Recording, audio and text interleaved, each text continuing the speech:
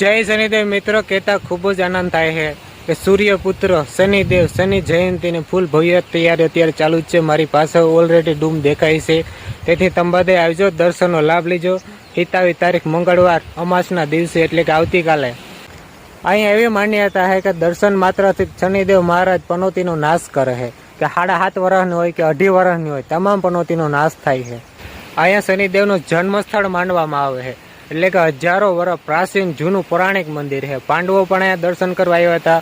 ભગવાન શ્રીરામના પિતા એટલે કે રાજા દશરથ ત્રેતા યુગમાં એ પણ અહીંયા દર્શન કરવા આવ્યા હતા. તેથી તમે બધા આવજો, દર્શનનો લાભ લીજો. જય શનિદેવ મહારાજ.